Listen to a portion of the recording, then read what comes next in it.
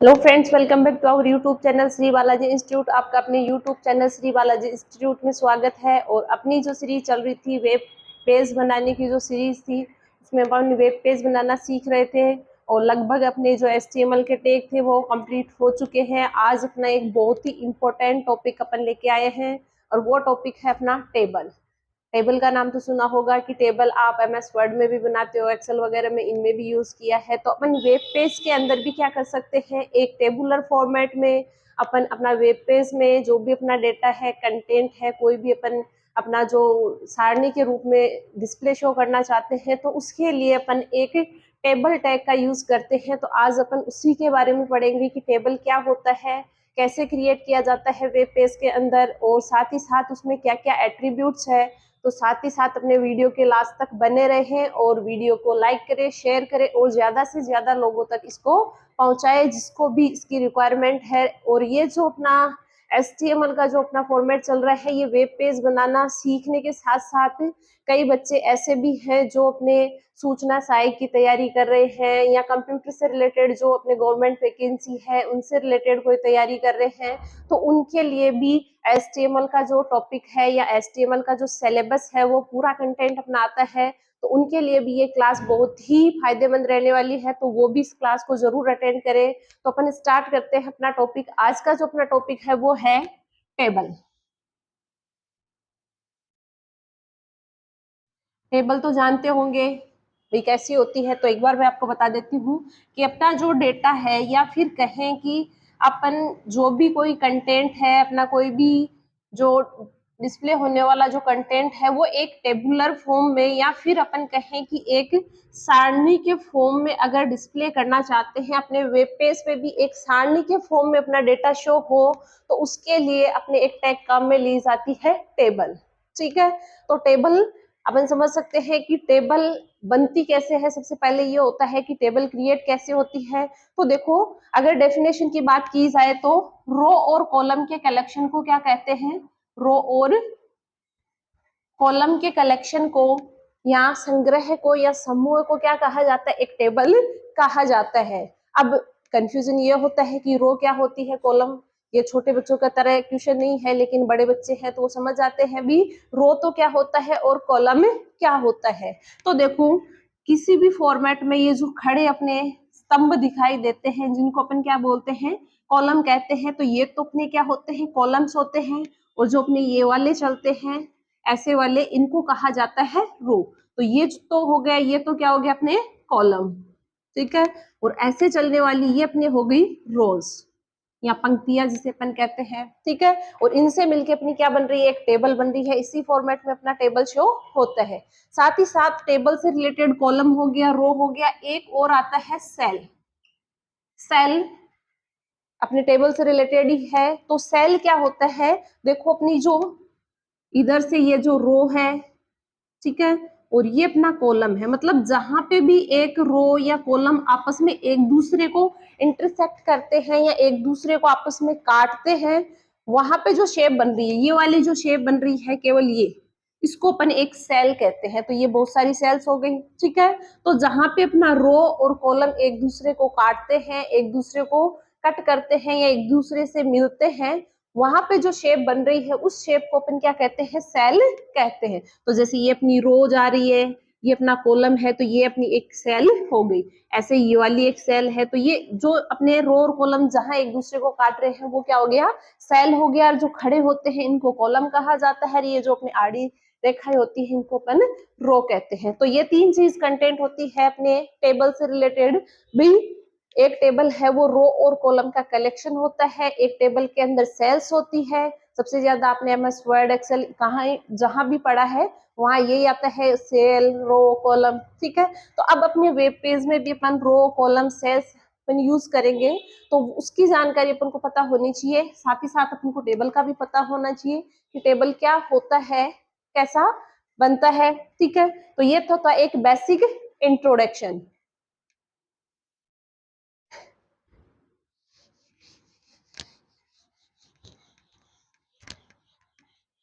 तो अब अपन बात करेंगे, ये तो एक बेसिक इंट्रोडक्शन हो गया भी टेबल क्या होती है।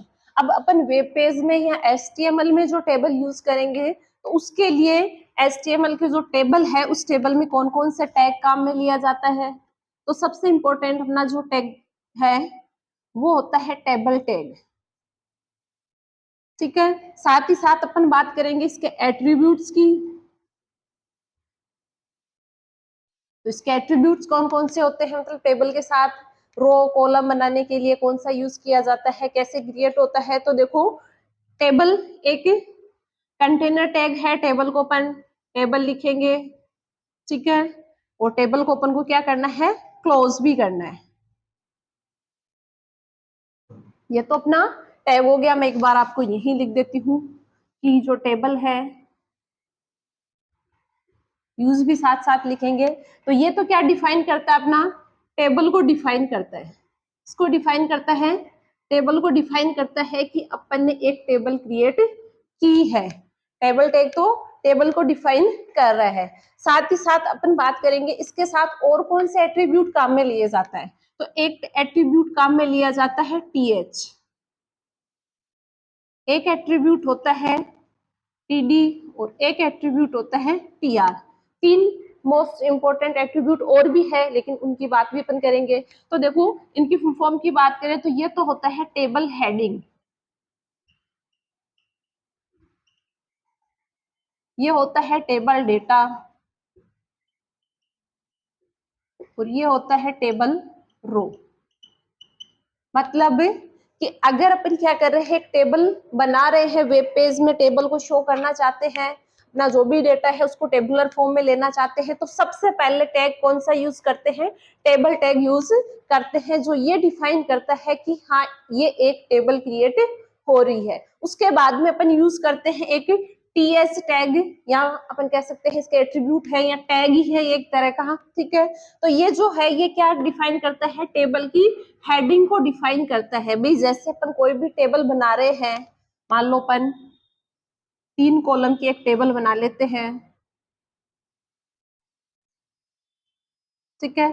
यहाँ पे अपन ने दे दिया कोई भी स्टूडेंट का नेम, ऐसी टेबल बना रहे हैं, रोल नंबर दे दिया, एक में अपन ने नेम दे दिया, दूसरे में अपन ने कॉन्टेक्ट नंबर दे दिया। ये अपन कोई टेबल क्रिएट कर रहे हैं, ठीक है। तो यहाँ पे अपन अगर सीधा सीधा ये लिख देते हैं रोल नंबर 1 2 3, यहाँ पे कोई नाम लिख देते हैं या कॉन्टेक्ट नंबर लिख देते हैं, तो अपन को सीधा समझ में नहीं आएगा कि अपन कैसे डिटेल फिल कर रहे हैं। तो उसके लिए अपन क्या देते हैं, पहले हेडिंग देते हैं। भाई उसकी हेडिंग क्या होगी, अपन हेडिंग क्या दी, रोल नंबर दिया, तो अपन समझ गए भी हाँ ये किसी स्टूडेंट का, किसी बच्चे का रोल नंबर है। फिर अपन ने नाम दे दिया, भाई उस बच्चे का रोल नंबर है, उसका नाम है, ये उसका कॉन्टेक्ट नंबर, ये डिटेल अपन को इसके अंदर फिल करनी है। तो ये जो हेडिंग अपन दे रहे हैं, ये हेडिंग डिफाइन करने के लिए कौन सी टैग का यूज करते हैं, टीएस टैग का यूज करते हैं। टेबल हेडिंग जो टैग है इसका यूज करते हैं। ये सारी कंटेनर टैग है, मतलब इनको अपने को बंद करने की जरूरत पड़ती है। फिर अपने आता है टेबल डेटा। उससे पहले अपन देख लेते हैं टीआर, टेबल रो। अगर अपन को क्या करना है, टेबल की रो डिफाइन करनी है, मतलब ये वाली जो रो है जिसके अंदर अपन आगे की एंट्री फिल करेंगे, इसके मान ले अपन 1 रोल नंबर देंगे, इसको 2 देंगे, इसको 3 देंगे, इसमें अपन ने कोई नाम लिख दिया,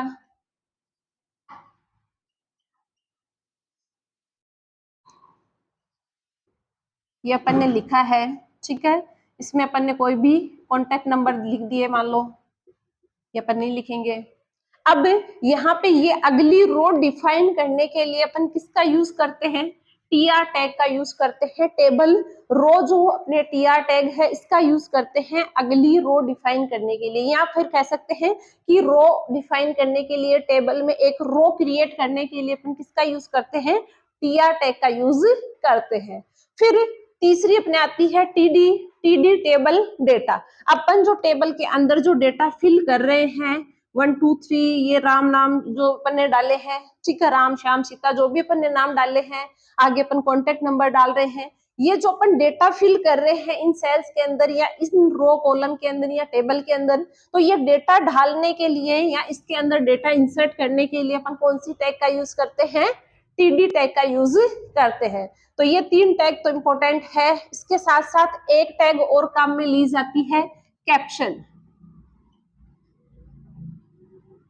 एक टैग और काम में ली जाती है, कैप्शन। ये जो कैप्शन टैग है ये अपनी, जैसे भी अपन को ये पता नहीं चल रहा है कि ये जो टेबल है ये किससे रिलेटेड है, अपन इसकी एक कैप्शन या फिर कहें कि इसका एक नाम देना चाहते हैं, इसका एक तरीके से अपन कह सकते हैं कि एक मेन हेडिंग देना चाहते हैं जिससे अपन देख के पता लगा सके कि ये टेबल इस चीज से रिलेटेड है। तो वो भी वैसे तो अपन को पता चल गया कि ये किसी स्टूडेंट का रिकॉर्ड है, टेबुलर फॉर्म में शो कर रहा है, लेकिन फिर भी अपन यहाँ पे अगर कोई नाम देना चाहते हैं इस टेबल का तो दे सकते हैं भी स्टूडेंट रिकॉर्ड दे दे या फिर स्टूडेंट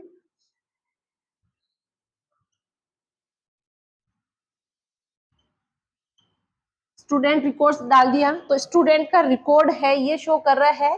तो ये जो अपन हेडिंग दे रहे हैं इस हेडिंग को डिफाइन करने के लिए अपन कौन सी टैग का यूज करते हैं, कैप्शन टैग का यूज करते हैं। तो टेबल टैग काम में आ रही है, टीएस टैग, टीडी, टीआर और कैप्शन, ये जो 4 टैग है ये इस टेबल को एक ऐसा फॉर्मेट देने के लिए काम में ली जाती है।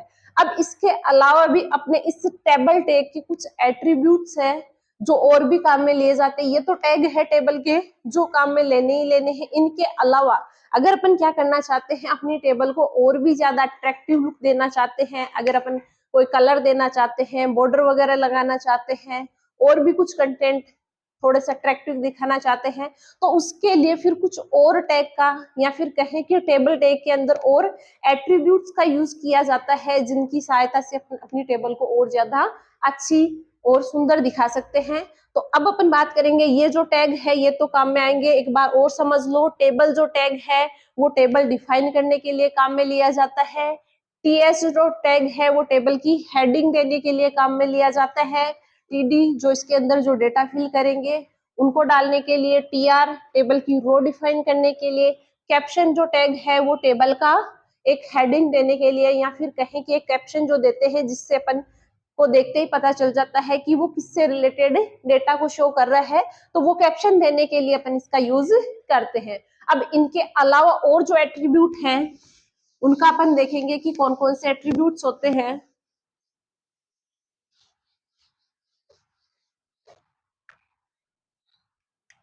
तो देखो टेबल के जो एट्रीब्यूट्स है वो अपन बात करेंगे तो देखो एक तो होता है हाइट, एक होता है width, border, busy colour, border colour भी होता है,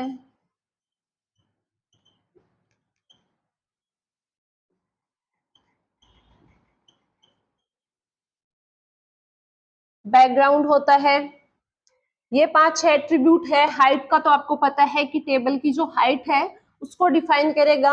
विड्थ है वो टेबल की विड्थ को डिफाइन करेगा। बॉर्डर है, अगर अपन टेबल के चारों तरफ बॉर्डर लगाना चाहते हैं, अगर मान लो आप सीधा सीधा डेटा लिख दोगे 1 2 3, ठीक है, यहाँ पे डाल दिया रोल नंबर, ठीक है, नेम,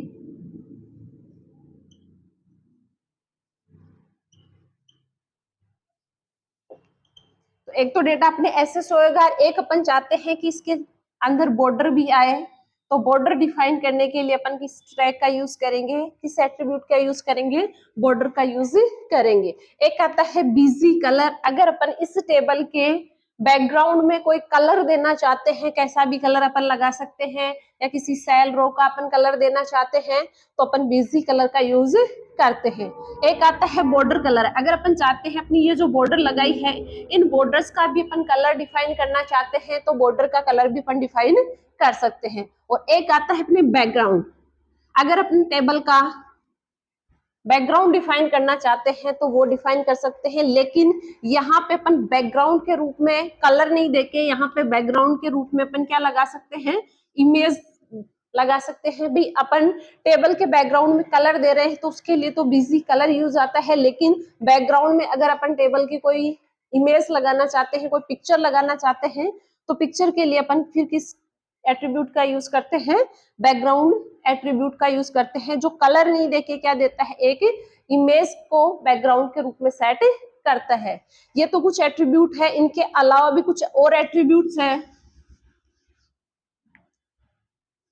जैसे एक आता है रो स्पान, ये कुछ इंपॉर्टेंट, एक आता है कॉल स्पान, एक आता है सेल स्पेसिंग,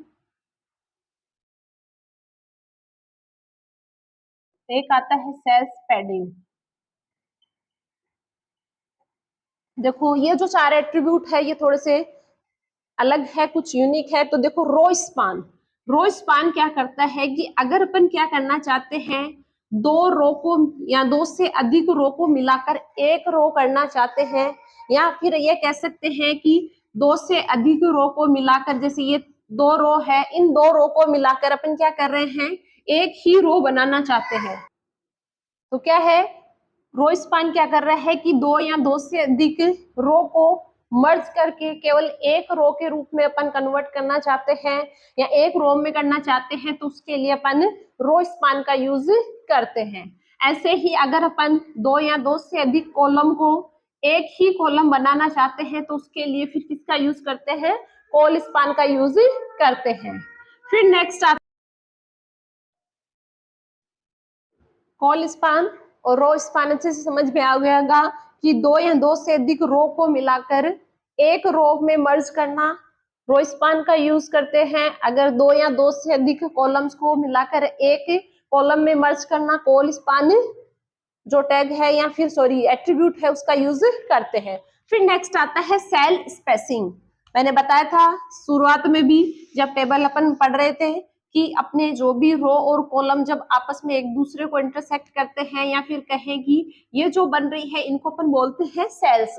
तो इन सेल्स के बीच में, दो जो सेल है इन सेल्स के बीच में आपस में कितना स्पेस होना चाहिए, वो स्पेस डिफाइन करने के लिए किसका यूज करते हैं, सेल्स स्पेसिंग का। और फिर आता है सेल पैडिंग, सॉरी ये क्या है, सेल पैडिंग है, सेल्स पैडिंग नहीं आएगा, सेल पैडिंग आएगा।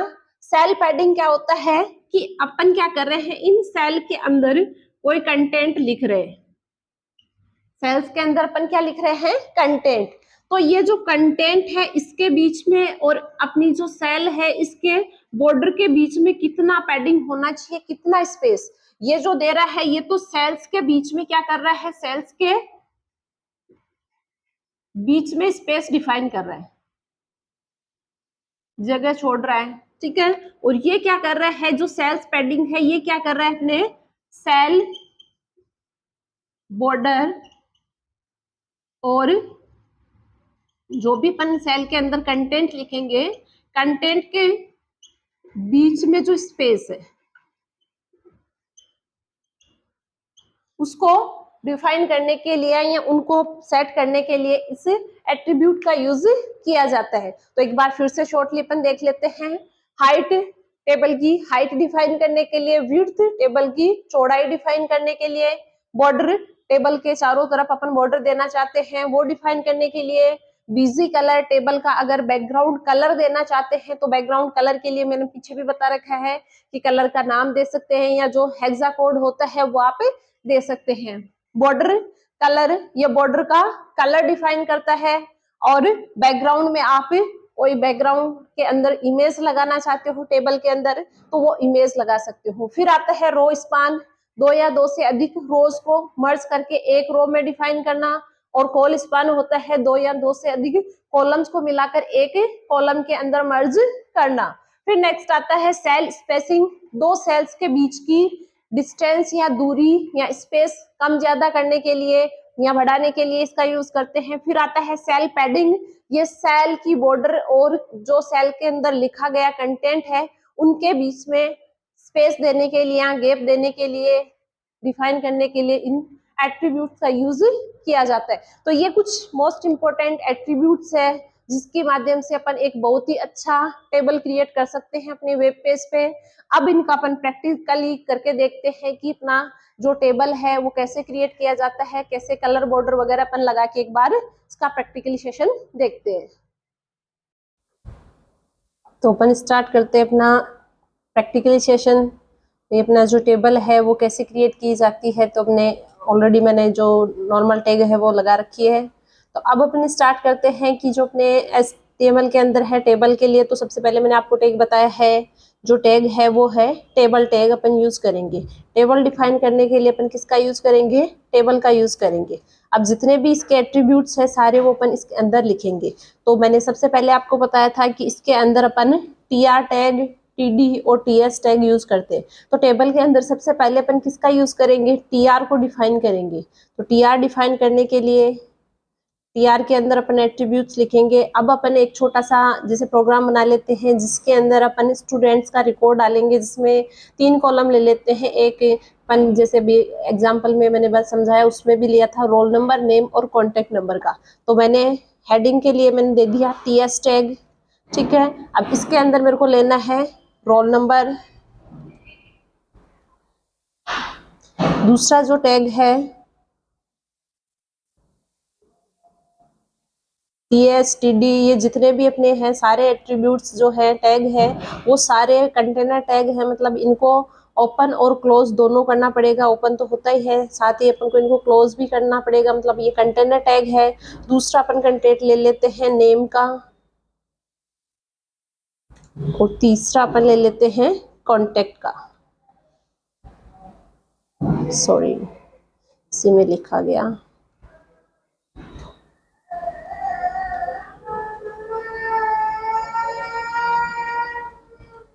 कॉन्टेक्ट नंबर अपन डाल देते हैं।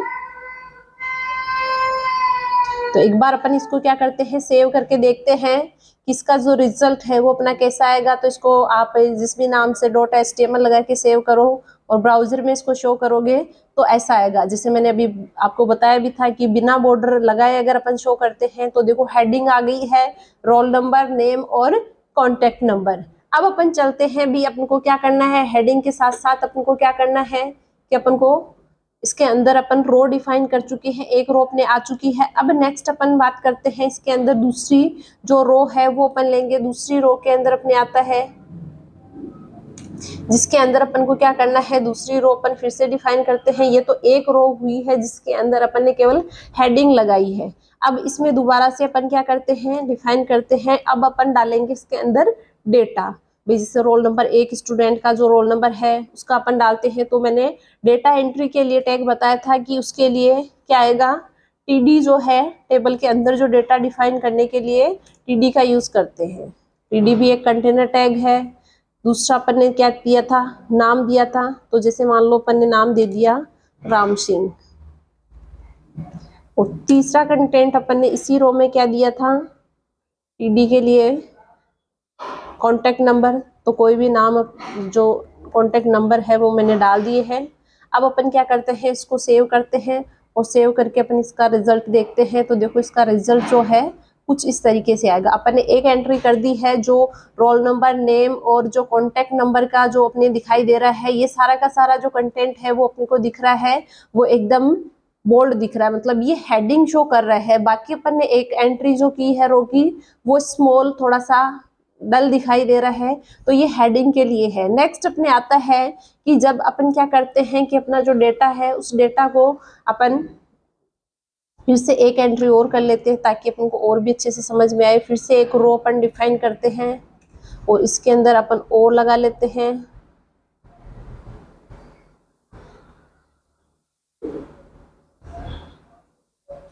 और इसमें अपन ने टीडी लगा दिया और टीडी में जैसे रोल नंबर 2 की अपन एंट्री कर लेते हैं। फिर अपन ने टीडी लगा दिया और इसके अंदर कोई भी नाम दे दिया अपन ने। और तीसरा अपन इसका रोल नंबर लगा देते हैं और इसमें कोई भी जो कॉन्टेक्ट नंबर अपन डाले थे वो अपन डाल देते हैं। और इसके साथ अपना ये है जो है, ये अपनी पूरी की पूरी टेबल क्रिएट हो चुकी है। 2 इसके अंदर रो आ गई है, 3 कॉलम अपन ने बनाए हैं और मैन अपन ने तीनों जो टैग थी वो अपन यूज कर चुके हैं, टीडी, टीएच और टीआर। इनका तो आपको अंदाजा हो गया होगा कि भी इनसे तो अपने क्या क्रिएट हो रहा है। नेक्स्ट अपने आता है, अब अपन टेबल के जो और एट्रीब्यूट्स है उनकी अपन बात करेंगे कि और जो एट्रीब्यूट्स है वो क्या क्या काम करते हैं। अब अपन नेक्स्ट टेबल के जो अदर एट्रीब्यूट्स अपन ने देखे थे कि जैसे अपन बॉर्डर, अभी बॉर्डर नहीं आ रहा तो अपन क्या कर सकते हैं, बॉर्डर लगा सकते हैं, बैकग्राउंड का कलर अपन दे सकते हैं। तो अब अपन क्या करेंगे, अपने टेबल के अंदर जो है वो अपन लगाएंगे बॉर्डर वगैरह। और जो अदर एट्रीब्यूट्स है वो अपन देखेंगे। तो देखो यहाँ पे अपन एट्रीब्यूट्स की अपन बात करते हैं तो सबसे पहले अपन बॉर्डर लगा लेते हैं। अब अपना जो एट्रीब्यूट आता है वो है बॉर्डर। अब बॉर्डर अपन कोई भी वैल्यू डाल सकते हैं, 2 3, मतलब ये उसकी साइज को डिफाइन करता है। साइज अपन देख लेते हैं भी, 2 बॉर्डर अपन ने लगाई तो अपनी टेबल का जो रिजल्ट है वो कैसा शो होगा। अब देखो अपन ने जो टेबल की बॉर्डर लगाई है वो बॉर्डर अपने आ चुका है। अभी बिना बॉर्डर के आ रहा था, अब अपन ने इसमें बॉर्डर लगा दी है तो अपना जो डेटा है वो एक बॉर्डर के फॉर्मेट में, मतलब टेबल में जो शो हो रहा है वो बॉर्डर के रूप में दिख रहा है, मतलब बॉर्डर अपने लग के आ रही है। नेक्स्ट अपन बात करते हैं दूसरा जो एट्रीब्यूट अपन ने लिया था कि अपन क्या कर सकते हैं, इसकी हाइट अभी छोटी सी दिख रही है, अपन इसकी हाइट भी लगा सकते हैं। हाइट लगाना चाहते हैं तो हाइट भी लगा सकते हैं। हाइट अपन वही है पिक्सल में देंगे भाई, जैसे मान लो मैंने 340 पिक्सल दे दिया। अब अपन इसका रिजल्ट देखते हैं सेव करके, तो देखो इसकी हाइट आ चुकी है। अब अपन इसकी विड्थ देना चाहते हैं तो विड्थ भी अपन लगा सकते हैं। विड्थ लगाना चाहते हैं तो विड्थ एट्रीब्यूट का यूज करेंगे। वही है विड्थ, जैसे मान लो दे दी मैंने 400 पिक्सल की आनी चाहिए। अब अपन इसको सेव करके देखते हैं तो अपना इस जो रिजल्ट है वो विड्थ भी इसकी बढ़ जाएगी। अगर अपन हाइट और विड्थ नहीं लगाते हैं तो हाइट विड्थ नहीं लगाने की सिचुएशन में क्या होता है, ऑटो ही आपकी जो टेबल है उसकी हाइट और विड्थ जैसे जैसे कंटेंट डालोगे उसके अकॉर्डिंग आएगी। बाकी आप उसमें खुद भी हाइट विड्थ लगा सकते हो, अपने हिसाब से आप लगाना चाहते हो तो वो भी आप लगा सकते हो। नेक्स्ट अपने देखा था एक आता है अपने बॉर्डर कलर। अगर अपन बॉर्डर कलर लगाना चाहते हैं तो बॉर्डर का कलर भी दे सकते हैं। बॉर्डर कलर स्पेलिंग मिस्टेक हो गई तो फिर नहीं आएगा, जैसे मान लो मैंने दे दिया रेड कलर। सेव करके देखते हैं तो अपने बॉर्डर का जो कलर है वो रेड होके आ रहा है। इसी की तरह जैसे मान लो मैंने एक एट्रीब्यूट और बताया था कि अगर अपन क्या करना चाहते हैं टेबल के अंदर बैकग्राउंड कलर भी देना चाहते हैं। अभी सिंपल कोई कलर नहीं आ रहा है, लेकिन अपन बीजी कलर, मैंने बताया था एक बीजी कलर होता है एक बैकग्राउंड होता है। तो बीजी कलर तो क्या करता है, आपका बैकग्राउंड का जो कलर है वो डिफाइन करता है। तो बैकग्राउंड कलर जैसे मान लो मैंने दे दिया पिंक दे दिया, तो देखते हैं अपना जो है रिजल्ट क्या आता है। अपनी टेबल में जो है पिंक कलर आ रहा है। और अगर अपन क्या करना चाहते हैं, इसका कोई दूसरा कलर देना चाहते हैं तो दूसरा कलर भी आप दे सकते हो। तो जैसे मान लो मैंने पिंक कलर दे दिया बैकग्राउंड। फिर मैंने आपको बताया था कि अगर अपन क्या करना चाहते हैं, बैकग्राउंड देना चाहते हैं, एक टैग मैंने एट्रीब्यूट और बताया था बैकग्राउंड। अब देखो बैकग्राउंड में क्या करना पड़ेगा, अपन को इमेज लगानी है। अब ये बैकग्राउंड वाला फीचर मैं थोड़ा सा छोड़ रही हूँ क्योंकि इमेज आपकी डायरेक्ट, तो यहाँ पे आप इमेज का नाम लगा नहीं सकते हैं। उसके लिए अपन को उसका पूरा पाथ देना पड़ता है। अपनी जो टेबल जहाँ बन रही है वहीं पे सेव होनी चाहिए इमेज भी। तो इमेज के लिए मैं आपको एक अलग क्लास दूंगी जिसमें पूरा इमेज का आएगा भी, जैसे इमेज कैसे लगाते हैं फिर इसमें भी आपको समझ में आ जाएगा। क्योंकि यहाँ पे आपको क्या करना है, इमेज के लिए एक पाथ क्रिएट करना है। जहां भी आपकी इमेज पड़ी है उसका पूरा पाथ कॉपी करके यहाँ लिखना पड़ता है। तो वो लिखेंगे, वो आपको अभी नहीं समझ में आएगा। तो उसके लिए मैं आपको एक अगली क्लास में, जो नेक्स्ट क्लास होगी वो अपने इमेज टैग से रिलेटेड हो जाएगी, तो वो अपन देख लेंगे। दूसरा एट्रीब्यूट इसमें हाइट हो गया, विड्थ हो गया, रो स्पान कॉल स्पान की भी अपन बात कर लेते हैं तो वो भी अपने आ जाएगा। तो अभी बैकग्राउंड को तो मैं एक बार के लिए स्किप कर रही हूँ, बाद में ये बताऊंगी। ये तो कुछ एट्रीब्यूट्स थे। भाई अपन क्या कर सकते हैं, बॉर्डर दे सकते हैं, height width border colour background colour अपन दे सकते हैं। साथ ही साथ अब अपन बात करते हैं कि अगर अपन को रो स्पान करना है या कॉल स्पान करना है। अब देखो रो स्पान कॉल स्पान आपके टेबल में नहीं लग के, ये आपके जो टीडी या टीआर लगा रहे हो, क्योंकि अपन क्या कर रहे हैं, किसी कॉलम को मर्ज करेंगे या फिर किसी रो को मर्ज करेंगे। तो बैकग्राउंड कलर अपने हो चुका है कि अपन बैकग्राउंड में कोई कलर लगाना चाहते हैं तो कलर अपन लगा सकते हैं। इसके साथ साथ और जो अपने एट्रीब्यूट थे, जैसे कि एक मैंने बैकग्राउंड लिखवाया था, वो बैकग्राउंड वो भी अपन लगा सकते हैं, लेकिन उसके लिए इमेज का पाथ होना जरूरी है। तो वो इमेज का पाथ जो है वो मैं आपको एक अलग, जो अपने इमेज लगाना साथ ही साथ लिंक लगाना उस वाले टैग में मैं आपको बता दूंगी। तो वो वाला एक बार के लिए छोड़ रहे हैं। इसके अलावा जो अपने आता है, एक मैंने अभी आपको बताया कि एक सेल स्पेसिंग जो एट्रीब्यूट है, उसका यूज करते हैं। सेल स्पेसिंग की जो सेल्स के बीच में अगर अपन डिस्टेंस देना चाहते हैं, दूरी बनाना चाहते हैं, तो उसके लिए सेल स्पेसिंग का यूज करते हैं। जैसे मान लो मैंने 30 दे दिया है, तो यहाँ पे देखेंगे तो जो सेल्स अपनी है, इन सेल्स के बीच में डिस्टेंस आ चुकी है, दूरी आ चुकी है, तो ये अपने चेंज हो जाएगा। इस तरीके से अपन क्या कर सकते हैं, इसको सेल स्पेसिंग भी अपन लगा सकते हैं। इसके अलावा जो आता है वो आता है, एक आता है सेल पैडिंग। ये किसमें देता है, ये आपका जो सेल का बॉर्डर है और जो कंटेंट आप लिख रहे हो उसके बीच की डिस्टेंस को डिफाइन करता है। तो जैसे मान लो इसका रिजल्ट जो होगा वो अपना इस तरीके से होगा, मतलब आप जो कंटेंट लिख रहे हो वो कंटेंट और जो सेल की बॉर्डर है उसके बीच में डिस्टेंस आएगी। दूसरा अपन ने देखा है सेल्स स्पेसिंग। सेल्स स्पेसिंग वाला क्या करता है, अपना जो है वो सेल्स के बीच में दूरी बनाता है, और जो सेल्स पैडिंग है वो क्या करता है, सेल और जो कंटेंट लिख रहे हो उसके बीच में दूरी डिफाइन करता है। इसके अलावा अब जो ये तो थे टेबल टैग के एट्रीब्यूट्स, इसके अलावा अपन दो और देखे थे कि एक तो जो होता है रो स्पान होता है, एक होता है कॉल स्पान। रो स्पान दो या दो से अधिक रोज को मिलाकर एक रो करना है, और कॉल स्पान दो या दो से अधिक कॉलम्स को मिला के एक करना है। तो जैसे मान लो अपने अभी इसमें दे रखा है रोल नंबर, नेम और कॉन्टेक्ट, ये वाली जो रो है इसके कॉलम्स को मर्ज करके मेरे को एक ही करना है, इसमें केवल एक ही कॉलम आना चाहिए। तो अपन क्या करेंगे, उसके लिए कॉल स्पान यूज करेंगे। तो इसके लिए जैसे मैंने टेबल हेडिंग में लेना है तो मैंने दे दिया इसमें कॉल स्पान।